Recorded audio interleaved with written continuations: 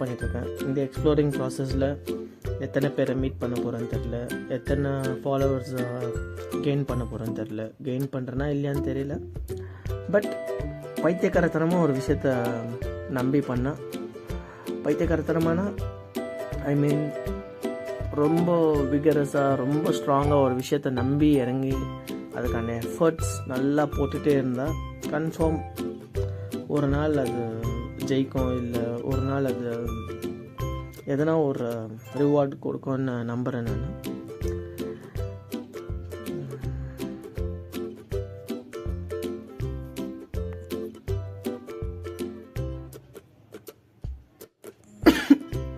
Okay, இப்போ நான் இந்த வீடியோஸ்லாம் போட்டு ஒரு பெரிய லெவல் அச்சீவ் பண்ணோன்னா ஒரு ஸ்ட்ராங் மைண்ட் செட் தேவை.